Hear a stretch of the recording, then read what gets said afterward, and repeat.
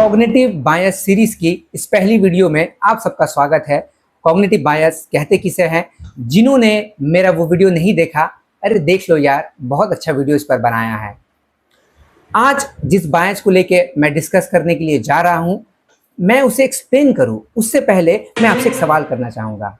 क्या आपने भी अपने दिमाग के इस हरकत को गौर किया है कि आप जिस चीज़ के बारे में अपना एक बिलीफ, एक मान्यता, एक नज़रिया, एक तसव्वुर कायम कर लेते हो, तो हर वो चीज़ जो इसके सपोर्ट में है आप तो उसे एक्सेप्ट करते हो, इसलिए नहीं कि वो लॉजिकल है, और हर वो चीज़ जो उसके अगेंस्ट या उसके विरुद्ध है आप उसको रिजेक्ट करते हो, इसलिए नहीं कि आप लॉजिकली प्रूफ कर सकते हो कि वो गलत है।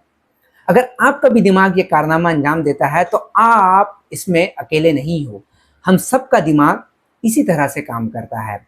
फॉर एग्जाम्पल कि आप कोई पॉलिटिशियन को सपोर्ट करते हो, चाहे वो राइट विंग हो चाहे लेफ्ट विंग, आप क्या करोगे कि उस पॉलिटिशियन की जितनी खूबी है, अगर वो वाकई में एग्जिस्ट करती है तो आप उसे गिनाओगे, और अगर कोई खूबी एग्जिस्ट नहीं करती तो आप आर्टिफिशियली कोई ना कोई खूबी बना के पेश करोगे कि देखो इसलिए मैं वो पॉलिटिशियन को सपोर्ट करता हूँ, हालांकि आप भी जानते हो कि उसके अंदर भी बहुत सारे खामियां हैं।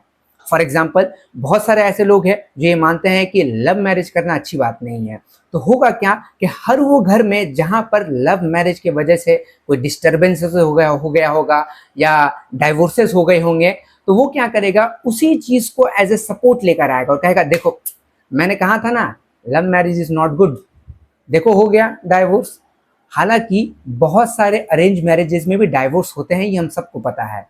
बहुत सारे लोग ऐसा भी समझते हैं कि लड़की अगर बहुत ज़्यादा हायर एजुकेशन अचीव कर रही है और वर्किंग है, कोई प्रोफेशनल करियर को परस्यू कर रही है, तो ऐसे को बहू नहीं बनाना चाहिए। तो अब वो क्या करेगा कि हर वो घर में जहाँ पर किसी वर्किंग लेडी के होने की वजह से कुछ झगड़ा हुआ होगा, एक्स्ट्रा मैरिटल अफेयर हो सकता है, डाइवोर्स हो सकता है, कुछ झगड़ा हो सकता है, वो उसी को एविडेंस बना के लाएगा और कहेगा कि देखो मैंने कहा था ना, अगर वर्किंग लेडी या प्रोफेशनली करियर ओरिएंटेड लड़की से शादी करोगे तो ऐसे ही होगा।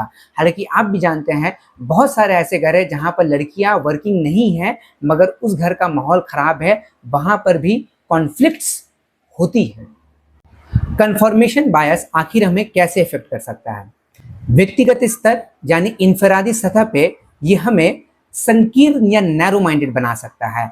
हम अपने आप को एक छोटे से दीवार में कैद करके रख देंगे और होगा क्या कि हम समझेंगे यही दुनिया है, यही सत्य है, यही सच है, और हम अपने आप को क्रिएटिव बनाने में, अपने क्रिटिकल थिंकिंग को बढ़ाने में कोई मेहनत नहीं करेंगे। हम सोचेंगे ना बस जो भी हमारा एक बिलीफ कायम हो गया बस वही सही है और उसके अलावा तो मुझे कुछ जानना नहीं है।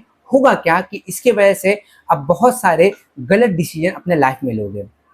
सामाजिक स्तर पर इसका क्या इफेक्ट पड़ सकता है?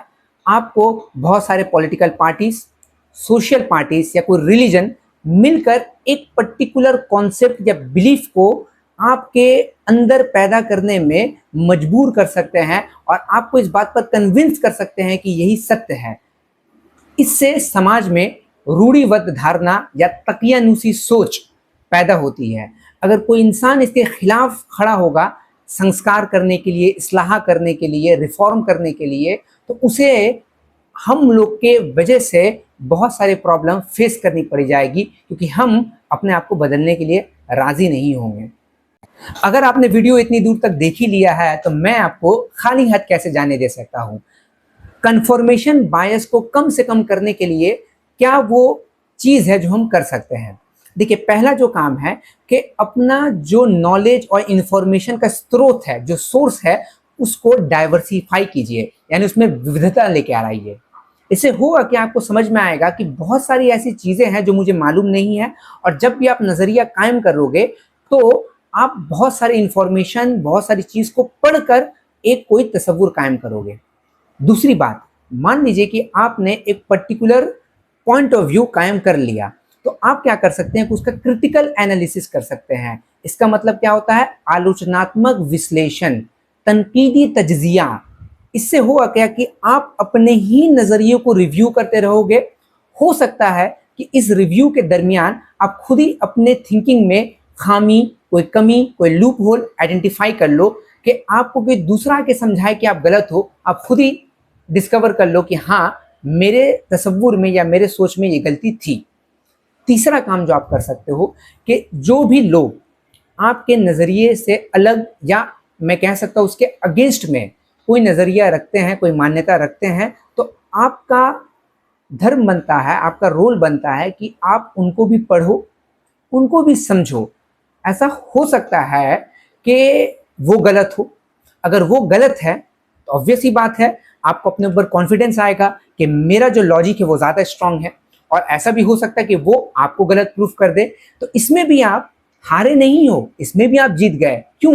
क्योंकि ये आपको मदद किया कि अपने तसव्वुरात को, अपने कॉन्सेप्ट्स को, अपने बिलीफ को सुधारने का, उसे रिव्यू करने का, उसे रिफाइन करने का। तो ये 3 चीज़ें हैं जो आप कर सकते हो। कन्फर्मेशन बायस पे मेरा ये वीडियो आपको पसंद आया होगा। चैनल को लाइक करें और जितना हो सके इस वीडियो को शेयर करें। Thank you very much.